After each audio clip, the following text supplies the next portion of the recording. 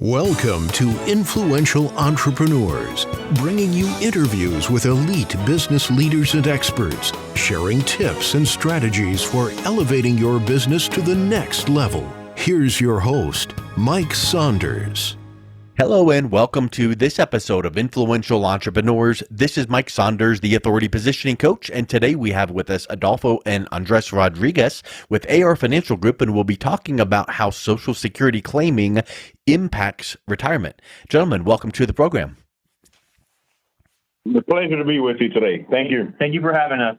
You are welcome, and I know this is such a important topic because I think a lot of people put off planning for retirement. Oh, that'll come one day I'll start thinking about that, and then it creeps up on them. But Social Security is such a big piece of that from what I see in the news, and it's not something that a lot of people readily understand. So I know when you got into the financial services industry, maybe it was to offer specific products. So what was it about Social Security that made you realize that this is such a needed topic?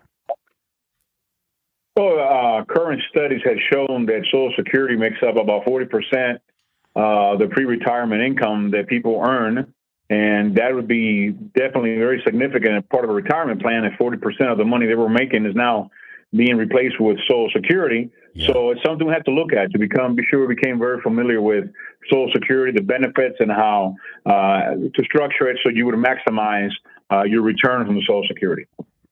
Yeah, so go a little bit deeper and explain that 40% number. So is that typically of all of the retirement income that you have, 40% of it will come from Social Security, so you better know how to properly structure it? Well, Social Security, correct. So Social Security, it's not like when it first started. Social Security has become such a big number because people are making so much money in retirement that that when they get to retirement, Social Security is a huge part. It is capped, as you know. They have capped the amount of money you can put in, but the trend lately has been to raise that cap so that I think right now it's $118,000 a year. It's tax of Social Security, and it continues to go up. So what happens is the more you're taxed on Social Security, the higher the return will be when you start claiming on it. So Social Security is definitely, not for minimum wage people anymore. It's become a bigger part. And lower income earners, 55% of their income is replaced by Social Security. Average earner, which is like middle class America, it's about 41%, 40 to 41% of what their income will be replaced by Social Security. And of course, the high earners, you're looking at 34%, which is not as impactful. But low income people, 55% of their income will come from Social Security. So it's very important to plan to be sure that they're getting the most out of Social Security as they can. Yeah, and like you're the expert, so I'll ask you the question that if I were a prospective client of yours, I would be hearing this or asking you this question. Well, hey, Adolfo, I see somewhere out there online that one of these days Social Security is going to dry up and go away. And I know that's a rumor that's gone on for years and even decades, but what do you say to people that still hear that going on? So one of the laws that Congress has is Congress must fund entitlement programs first before it spends any kind of money in any other programs. And Social Security, even though I believe it's not entitlement, I believe we pay for it because they take it out of our checks for 40 years. So I don't think it's an entitlement. I think Medicare or Medicaid might be entitlement, but Social Security is not entitlement. However, the Congress says that all entitled programs must be funded before they fund anything else in the budget, and Social Security falls under that. Now, rumors have been that Social Security won't be able to give you 100%, but it may reduce to 75%. It's all a work in progress. I think that Social Security is going to be around. Just imagine if you're a politician and you vote to eliminate Social Security benefits. How long is your career as a politician going to be? Yep. You're not very long. And yeah, whether you call it an entitlement or not, the fact that law is in place, it goes to show you that some of these top programs like Social Security must be at the top of the barrel. So that's really important to remember. So talk a little bit about I think that people that don't know all of the nuances of what to do and how to do it, they just think, oh, retirement age is X. So now I need to go and Google how to claim Social Security. So let me fill out this form and fill out these boxes and here we go. Well, that's not the right approach. You need to be considering, can I claim early? And if so, what are the pros and the cons? So talk a little about when to claim and is early a good idea? So what we go by when it comes to claiming early, if you are sick or if you don't believe that you will live past the age of 77, then you should claim Social Security early. But if you plan on living past 77, you should at least take it at full retirement age, because you are missing out on 75%. You're only claiming 75% of your total Social Security benefit. And then if you wait till 70, you get an added 8% roll up every year. Is that compounded, do you know, or is it just 8% based on what you were at that first age? It's just straight 8% each year. Yeah. So obviously we don't know, am I going to live till 77 or any age? We don't know that. But, when you're working with some financial professionals or health professionals, you can kind of get a little bit of a gauge when you get to that point to go, what would be a good idea? And that's a really great point. You're leaving money on the table. If you really don't need it, don't take it, because that 8% can add up really quickly. And these days, it's not as many, back decades ago, someone would work at a company for 30 years, get the gold watch and retire, and that's it. These days, retirement looks so much differently, and people are kind of going back and working half-time or 2 or 3 days a week. So really, they can potentially put off claim to Social Security to get that, 8% compounding until it's optimal.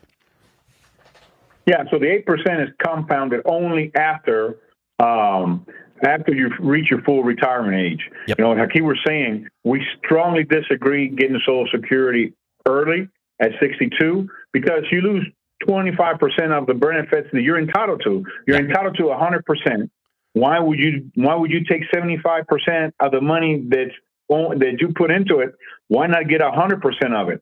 And people have this archaic mentality that maybe their grandfather talked about, well, I'm not going to live past 70, so I better take it at 62. Yeah. When the reality is most of our clients today are looking to live in the upper 80s and even 90s, as longevity continues to be a growing trend in the United States.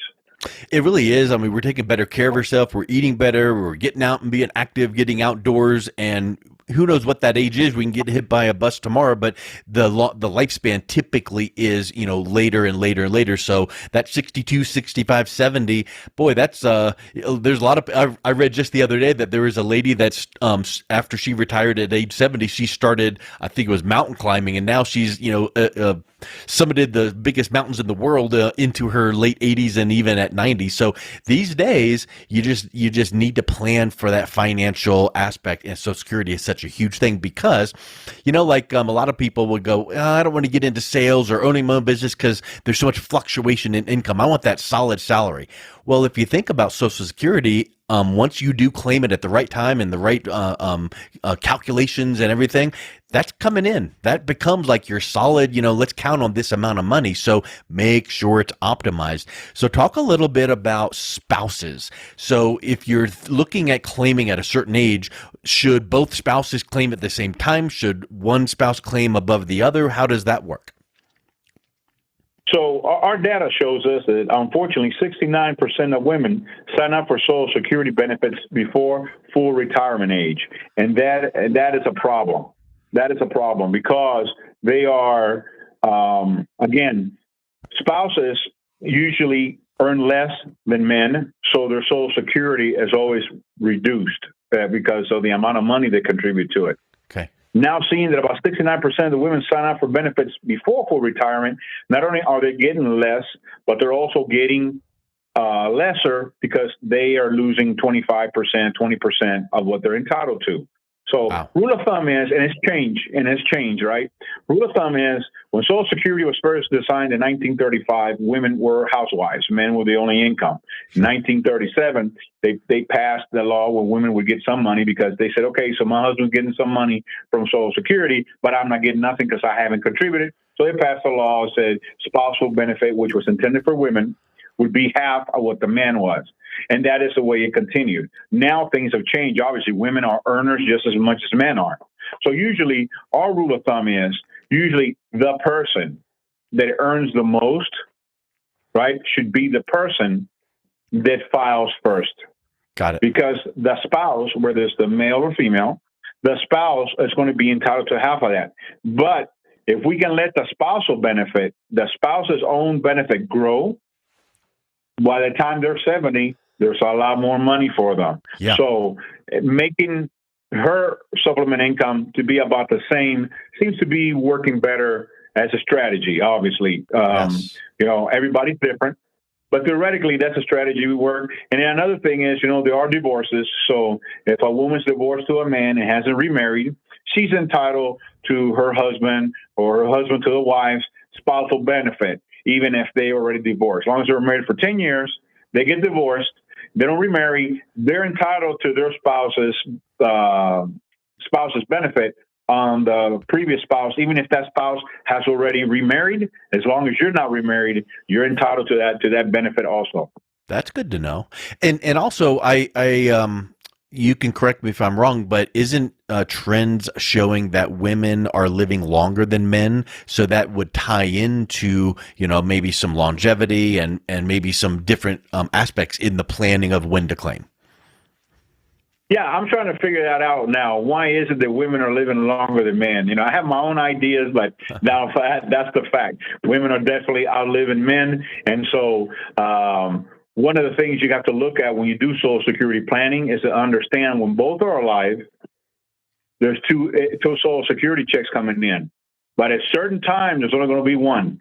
Because when one of the spouses die, the highest earner, the check from Social Security that's the highest, is the one that's only going to come in. Yep. So if you have, just an example, you have $5,000 coming in combined and one dies, then you're only going to get $2,500 or $3,000, depending on what the highest check was. And that definitely can impact your income with longevity, especially for women. Yes, 100%. So we've probably just scratched the surface of variables. There's always going to be if this, then that. If you've got this situation, then should consider, that option. I think a lot of people might just throw their hands up and go, well, I'm just going to, claim now and pick this. And because I can always change it. I can always go back and, or use my eraser and just swap it out and log into Social Security and change my elections, right? No, because from what I understand, once you set it up, it's almost, irrevocable. How does that work? Can you make changes, or should you know going in exactly what you do because that's it? So, well, if they do have the start, stop, restart strategy, when you hit full retirement age, if you decide to start Social Security, you can then stop and then restart later on at 68 or whatever later on whenever you decide to start reclaiming Social Security. Yeah, that's a tactic that's used sometimes. People, they say I'm going to retire at 66, and all of a sudden a good consulting job comes around, and they say, you know what, I'm going to take it. They're going to pay me $100 an hour to do consulting. What I'm going to do is I'm going to go ahead and stop getting my benefits. I'm going to wait because I don't need it. Yeah. And if you're making enough money, if you're making over, $44,000 as a couple, it's going to be taxed. So might as well stop it. And let me go ahead and go back to work. But that's only when you are a full retirement. You can do what we call a stop, start, and restart. They allow you to do that. So that's one of the things a lot of people don't understand about Social Security is you do have options, especially at full retirement. Once you're at full retirement, you can do that. Another option you have is if you were to file early meaning from your retirement age to 62. Because I had people that worked contract here at NASA, and their contract was up, and all of a sudden they said, I don't think they're going to hire us again. Government's not going to hire us again. There's no more. I'm going to go ahead and file. All of a sudden, a new space station gets built, and they get back to work. Well, if you do that early retirement from 62 to 66, you have 12 months from the time you file that application to cancel it, and nothing happens. Okay. You have 12 months. If you go past that 12 months, not 12 months since you got your first payment, 12 months since you filled out the application. So if you do it in January and come December, you find out you want to go back to work with Grumman because a new contract came through, you can call Social Security and say, I want to suspend. I want to do a do-over and restart strategy, they call it. I want to stop my payments, right? Because I am going to go back to work. And if you're within that 12 months, they don't let you do this once in your lifetime. If you're within the 12 months, they will let you stop and got to repay all the benefits you got to repay all the benefits they paid you, and it's like nothing ever happened. Wow. However, if you're a month 13th, then you're stuck. You're in. Yeah. Unfortunately, you can't stop that, and now you're going to have tax issues, et cetera, because there are penalties for retiring, and making over $19,650 this year. You got to pay money back to the government. It's horrible. So, Social Security, unfortunately, should not be done by yourself. You should have some professional sit down with you, talk to you, give you the different options you have, just to make sure that when you take the step, it's not something you regret and are taxed on for unnecessarily for. Yeah, I think that's a big point you're making there, Adolfo, because I think a lot of people rely on Google for everything. Oh, let me just Google that. Nope, there it is, done. Well, yeah, there's a lot of stuff on Social Security online. I'm confident of it, but boy, how does it apply to you? And what is your specific situation? So, I want to ask a question about Google versus Social Security Administration's website, because there's probably a lot of great information on their website, and maybe they even would answer the phone or even in an office and answer questions. But what's the difference between getting some information online or from Social Security and working with that professional like yourself who specializes in Social Security? Well, we looking at that at Google and going online, kind of like whenever you start feeling sick and you go online and you just start putting down your symptoms, you think you have cancer after looking at WebMD, right? Yep. Yeah. So, but then you go into the doctor and the doctor tells you, look, you just have a cold or some allergies. So that's what we recommend on that part. Yeah, going online can be right, but it's going to be extreme. And it's going to be all over the place. Because the doctor knows the right questions to ask. Diagnose yourself. Right. Yeah. So I think that the biggest takeaway so if you want to have some basic ideas, right? Like when's the earliest I can retire? You can probably look that up on the internet. If you want to say, can my spouse get widow's benefit from her previous marriage? All that you can look up on. But when you're actually going to take a step, it is very important. Yeah, it's very important to talk to a professional because, and I can't say this enough. Everyone is different, and because you see online that somebody got X amount of money, you don't know their circumstances. Yep. And it's very important. I mean, it's not going to cost you a lot, but more important is it can cost you a lot if you do it wrong. Yep. So talk to a professional. And just be sure you're doing the right steps. I mean, it's not that hard. I mean, worst case scenario, make an appointment with Social Security and go see them. They'll see you before you decide. They can't give you advice because that's against the federal law, but you can go talk to them and they'll show you different options. They can't pick one for you, but they tell you, look, this is the options you have available. You need to sit down with your spouse or whatever and figure out what's best for you. So, and then sit down with someone like yourself who can take that basic information and custom tailor it to what you're looking to accomplish. Absolutely. Remember, Social Security is just a small part of your retirement plan, right? You have medical costs, you have taxation, you have the market growth, you have volatility, you have inflation, you have a whole bunch of stuff, and Social Security is just a part of that. So it's very important when you do that to be sure you're talking to somebody that knows. I know people are running into problems because a lot of financial advisors are not qualified in this aspect, so they never bring it up. We're more what you would call retirement consultants. We are not here to bash you any way, shape, or form or bring you to our spot. What we are is we want to take what you got and we want to show you how it all works together and show you strategies that'll help you make your retirement as much money and pay less taxes and more successive as possible. And that's one of the things that I understand people are frustrated when you go to a financial advisor and he says, well, I don't know about Social Security. It's like, ooh, who do I go to now? Yeah. So it's very important to be sure the person you're talking to is well-rounded in all aspects. Yeah, just because your guy or your gal that, sets you up with your whatever plan, your insurance, your annuities, your whatever the case is, they might not be the Social Security expert. They might know how to speak a little bit of it and talk the talk, but boy, do they know how to make sure that you're maximizing your options. And I think that's what you get with a Social Security expert like what you're describing here, guys. So thank you so much for some of this advice. This has been super helpful. If someone is listening to this going, what does my situation look like? What's the best way they can reach out and learn more and connect with you guys? Well, they can always email us at texasretirement@gmail.com. And they can always call us on our phone at 281-206-0066. And then you can always we have an educational website that's safeincomeprotection.com. That's safeincomeprotection.com. It is a site that's educational. It'll show them videos and help with Social Security, with retirement planning, with taxes.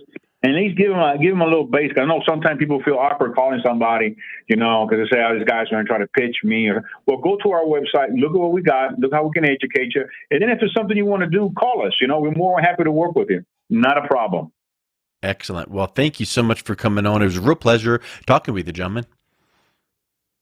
Thank you, sir. It was our pleasure. Thank you. You've been listening to Influential Entrepreneurs with Mike Saunders. To learn more about the resources mentioned on today's show or listen to past episodes, visit www.influentialentrepreneursradio.com.